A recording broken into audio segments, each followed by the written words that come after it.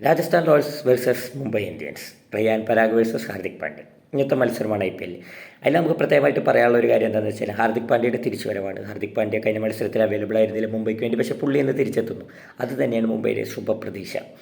അപ്പുറത്തെ വശത്ത് നോക്കുകയാണെങ്കിൽ രാജസ്ഥാൻ്റെ ശുഭപ്രതീക്ഷ എന്താണെന്ന് വെച്ചാൽ അവരാദ്യത്തെ 2 മത്സരം വിജയിച്ചു. അൺബീറ്റൻ ടീമാണ് അവർ ഈ സീസണിൽ. അതും കഴിഞ്ഞ മത്സരത്തിൽ നേരിയൊരു മാർജിനിലാണ് വിജയം നേടിയെങ്കിലും അവസാനം ഡെഡ് ബോളിംഗ് അടിപൊളിയായിട്ട് അവർ എറിഞ്ഞു.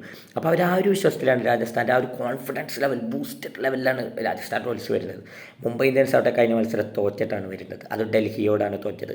സമീർ റിസ്വി എന്നൊരു പോരാളിയോടാണ് അവർ തോറ്റത്. പക്ഷേ അത് കാര്യമാക്കേണ്ട. ഹാർദിക് പാണ്ഡ്യ തിരിച്ചു വരുന്നതിലൂടെ മധ്യനിര ശക്തമോ അതുപോലെ ബൗളിംഗ് ശക്തമോ എന്ന കാര്യത്തിൽ നമുക്ക് സംശയമില്ല. എന്താണ് ഇന്നത്തെ മത്സരത്തിൻ്റെ പ്രവചനം? എനിക്ക് തോന്നുന്നു ഇന്നത്തെ മത്സരത്തിൽ തീർച്ചയായും മുംബൈ ഇന്ത്യൻസ് വിജയിക്കാനാണ് സാധ്യത. വേറെ ഒന്നും കൊണ്ടല്ല, നിലവിലെ ഫോമും ഇതെന്ന് വെച്ചാൽ മുംബൈക്ക് ഒരു കരുത്തുറ്റ ബൗളിംഗ് നിരയുണ്ട്. ചിലപ്പോൾ ബൂമ്ര ഒരു ദിവസം ഫോമായാൽ മതി, ടീം മൊത്തത്തിൽ വിജയിച്ചത്. അതുപോലെ ഹാർദിക് പാണ്ഡ്യ തിരിച്ചു വരുന്നു. ഇതൊക്കെയാണ് മുംബൈയുടെ അഡ്വാൻറ്റേജസ്. അപ്പോൾ സ്പോർട്സ് അഡിക്റ്റ് പറയുന്നു ഇന്നത്തെ വിജയ് മുംബൈ ആയിരിക്കും എന്നാണ് നമുക്ക് ഫീൽ ചെയ്യുന്ന കാര്യം. നമുക്ക് നോക്കാം, മത്സരശേഷം കാണാം.